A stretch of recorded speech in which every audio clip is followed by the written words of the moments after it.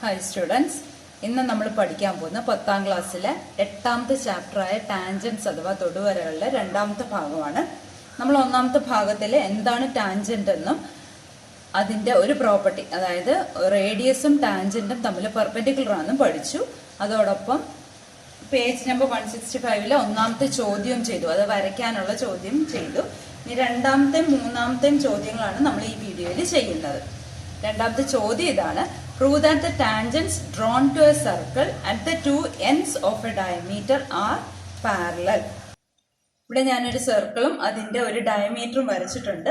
അതിന്റെ രണ്ട് end points, അതായത് ഈ എൻഡ് പോയിന്റിലും ഈ എൻഡ് പോയിന്റിലും നമ്മൾ ടാൻജൻസ് വരയ്ക്കും. ആ ടാൻജൻസ് പാരലൽ ആണെന്നാണ് പ്രൂവ് ചെയ്യേണ്ടത്. ഇവിടെ ഞാൻ റെഡ് കളറിൽ രണ്ട് ടാൻജൻസും വരച്ചിട്ടുണ്ട്. അതായത് ഡയമീറ്ററിന്റെ രണ്ട് എൻഡ് പോയിന്റ്സിലാണ് ടാൻജൻസ് വരച്ചിരിക്കുന്നത്. നമുക്കിവിടെ പേര് കൊടുക്കാം. ഡയമീറ്ററിന്റെ പേര് എ ബി. എ എന്ന പോയിന്റിൽ കൂടെയുള്ള ടാൻജന്റ് പി ക്യു എന്നും ബി എന്ന പോയിന്റിൽ കൂടെയുള്ള ടാൻജന്റ് ആർ എസ് എന്നും എടുക്കാം. അപ്പൊ നമുക്കിവിടെ എന്ത് കിട്ടി? നമുക്കറിയാവുന്ന പോയിന്റ് എന്താണ്? ഡയമീറ്റർ എ ബി പി ക്യുവിന് പെർപെൻഡിക്കുലർ ആണ്. അതേപോലെ ഡയമീറ്റർ എ ബി ആർ എസിനും പെർപെൻഡിക്കുലർ ആണ് നമുക്കറിയാമല്ലോ. ഈ രണ്ടിടത്തും 90 ഡിഗ്രി വെച്ചിട്ടേ വരത്തുള്ളൂ.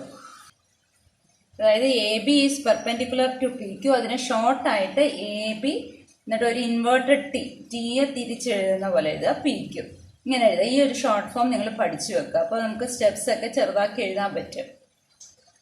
ഇനി 2ാമത്തെ പോയിന്റ് എന്താണ്? A B is perpendicular to R S എന്ന് എഴുതാം. ഇനി നമ്മളോട് ചോദിച്ചിരിക്കുന്ന ഈ പി ക്യുവും ആർ എസും പാരലലാണ്, സമാന്തരമാണ് എന്നാ ചോദിച്ചിരിക്കുന്നത്. അതായത് രണ്ട് തൊടുവരകള്, ഈ വ്യാസത്തിന്റെ രണ്ടറ്റത്തും വരച്ചിരിക്കുന്ന രണ്ട് തൊടുവരകള് സമാന്തരമാണെന്ന് തെളിയിക്കണം.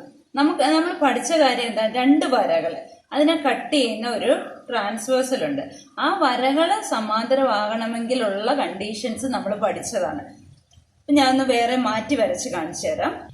ഈ ഒരു രീതിയിലാണല്ലോ ഈ പടം നിൽക്കുന്നത്, അല്ലെ? ഇത് 1ാമത്തെ ടാൻജന്റ് തൊടുവര, ഇത് 2ാമത്തെ ടാൻജന്റ്. ഈ നടുക്കൂടെയുള്ള ഈ വര എന്ന് പറയുന്നത് ഡയമീറ്റർ അഥവാ വ്യാസമാണ്, അല്ലെ? ഈ രണ്ട് വരകളും സമാന്തരമാകാനുള്ള കണ്ടീഷൻ എന്താണ്? ഇവിടെ നമുക്കറിയാവുന്നത് ലംബമാണ് അഥവാ പെർപെൻഡിക്കുലർ ആണ് നമുക്കറിയാം. അതേപോലെ ഇവിടെയും ലംബമാണല്ലോ, അല്ലെങ്കിൽ ഇത് ലംബമാണല്ലോ. ഇവിടെ ലംബം ആണെങ്കിൽ ഇവിടെയും ലംബം. ഇവിടെ 90 ആണെങ്കിൽ ഇവിടെയും 90, ഇവിടെ 90 ആണെങ്കിൽ ഇവിടെയും 90. ഇപ്പൊ രണ്ട് വരകള്, അതിനെ കട്ട് ചെയ്യുന്ന ഒരു വര, അവിടെ മുകളിലും താഴെയും ഉണ്ടാക്കുന്ന കോണുകള് തുല്യമാണെങ്കിൽ, മുകളിലും താഴെയും ഉണ്ടാക്കുന്ന ആംഗിൾസിന്റെ മെഷേഴ്സ് സെയിം ആണെങ്കിൽ ഈ രണ്ട് ലൈൻസ് പാരലൽ ആയിരിക്കും. അപ്പൊ ആ ഒരു കണ്ടീഷനാണ് നമ്മൾ ഇവിടെ ഉപയോഗിക്കുന്നത്. മനസ്സിലായോ? അപ്പൊ ഇതിന് നമുക്ക് കോണിന് പേര് തന്നെ കൊടുക്കണമെന്നൊന്നും ഇല്ല. ഇവിടെ 1 2 കൊടുക്കാം, ഇവിടെ 1 ഇവിടെ 2 കൊടുക്കാം. അപ്പൊ കോൺ 1 ഈക്വൽ ടു കോൺ 2 എന്ന് എഴുതാം. Angle 1 equal to angle 2. നമുക്ക് ആ പേരെഴുതിയില്ലെങ്കിലും പേരെഴുതാൻ ബുദ്ധിമുട്ടുള്ളവർക്ക് ഇങ്ങനെ എഴുതിയാൽ മതി. Angle 1 equal to angle 2 equal to 90 degree, 90 degree ആണ്. അതുകൊണ്ട് എന്തെഴുതാം? അപ്പൊ എന്തെഴുതാം? P Q parallel to R S. അതിന്റെ സിമ്പിൾ ആണ് P Q parallel R S. രണ്ട് വര ഇങ്ങനെ ഇട്ടാൽ മതി, ആർ എസ്. അല്ലെങ്കിൽ പി ക്യു ആർ എസിന് സമാന്തരമാണ്. അപ്പൊ മലയാളം മീഡിയംകാർ ഈ സ്റ്റെപ്പ് എഴുതുക. എ ബി ലംബമാണ് പി ക്യു, എ ബി ലംബമാണ് ആർ എസ്. നമ്മുടെ 3ാമത്തെ ചോദ്യം ഇതാണ്: if the tangents are drawn at the end points of two perpendicular diameters, what type of A quadrilateral is formed? അതായത് ലംബമായിട്ട് വരുന്ന രണ്ട് വ്യാസങ്ങളുടെ എൻഡ് പോയിന്റ്സിൽ നിന്ന് തൊടുവരകൾ വരച്ചു കഴിയുമ്പോൾ കിട്ടുന്ന ചതുർഭുജം ഏത് തരം ചതുർഭുജമാണ് എന്നാണ് ചോദിച്ചിരിക്കുന്നത്. ഇവിടെ ഫിഗർ ഇല്ല, നമ്മൾ ഫിഗർ വരയ്ക്കണം. ഇപ്പോൾ ഒരു സർക്കിൾ വരച്ചു, അതിന്റെ പെർപെൻഡിക്കുലർ ആയിട്ട് വരുന്ന രണ്ട് ഡയമീറ്റേഴ്സ് ഞാൻ മാർക്ക് ചെയ്തിട്ടുണ്ട്. ഇത് രണ്ടുമാണ് പെർപെൻഡിക്കുലർ ആയിട്ട് വരുന്ന ഡയമീറ്റേഴ്സ്, എ സിയും ബി ഡിയും. വ്യാസങ്ങൾ ലംബമായിട്ട് വരുന്ന വ്യാസങ്ങൾ. അപ്പോൾ ആ വ്യാസങ്ങളിലെ end points A B C D എന്ന് മാർക്ക് ചെയ്തിട്ടുണ്ട്. ആ എയിലും ബിയിലും സിയിലും ഡിയിലും കൂടെ 4 ടാൻജൻസ് അഥവാ തൊടുവരകൾ വരച്ചിട്ടുണ്ട്. അതാണ് റെഡ് കളറിൽ കാണുന്നത്. അതിന് പേര് കൊടുത്തിട്ടുണ്ട് പി ക്യു ആർ എസ്. ആ ഒരു ക്വാഡ്രിലാറ്ററൽ, ആ ഒരു ചതുർഭുജം ഏത് തരം ചതുർഭുജമാണ് എന്നാണ് ചോദിച്ചിരിക്കുന്നത്. അപ്പോൾ നമുക്കിവിടെ ആദ്യം തന്നിരിക്കുന്ന എന്താണ്? ഈ രണ്ട് ഡയമീറ്റേഴ്സ് പെർപെൻഡിക്കുലർ ആണ്, വ്യാസങ്ങൾ ലംബമാണ്. അപ്പോൾ അതിൻ്റെ പേരെന്താണ്? ആദ്യത്തെ വ്യാസം AC, രണ്ടാമത്തെ വ്യാസം BD. ഞാനിവിടെ സിമ്പൽ ഉപയോഗിച്ചാണ് എഴുതുന്നത്. അപ്പോൾ AC പെർപെൻഡിക്കുലർ BD എന്ന് എഴുതാവല്ലോ. വ്യാസങ്ങൾ ലംബമാണ്. ഇനി രണ്ടാമത് പറഞ്ഞിരിക്കുന്ന എന്താണ്? നമുക്ക് അറിയാവുന്ന കാര്യം, എയിൽ കൂടെ ഒരു ടാൻജന്റ് വരച്ചിരിക്കുകയാണ് PS അല്ലെ. അപ്പൊ ACക്ക് പെർപെൻഡിക്കുലർ ആണ് PS. അതേപോലെ സിയിൽ കൂടെ ഒരു ടാൻജന്റ് വരച്ചിരിക്കുകയാണ് QR. അപ്പോൾ AC ആർക്കും കൂടെ പെർപെൻഡിക്കുലർ ആണ്, QR-നും പെർപെൻഡിക്കുലർ ആണ്. അതേപോലെ ബിയിൽ കൂടെ ടാൻജന്റ് വരച്ചിരിക്കുന്ന BQ BDക്ക് പെർപെൻഡിക്കുലർ ആണ്. ഡിയിൽ കൂടെ ടാൻജന്റ് വരച്ചിരിക്കുന്ന RS ഈ BDക്ക് പെർപെൻഡിക്കുലർ ആണ്. അപ്പം ഞാൻ ഫിഗറിലും മാർക്ക് ചെയ്യാം, സ്റ്റെപ്പായിട്ടും എഴുതാം. കണ്ടില്ലേ, ഈ 4 പെർപെൻഡിക്കുലർ ആയിട്ടാണ് വരുന്നത്. 4 പോയിന്റ് കിട്ടിയല്ലോ, ഫിഗറിൽ മാർക്ക് ചെയ്തിട്ടുണ്ട്.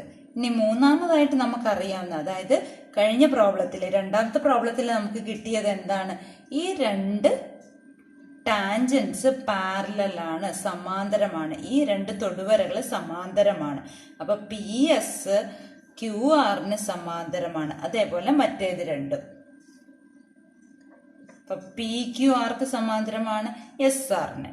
PQ സമാന്തരമാണ് SR, PQ പാരലലാണ് SR.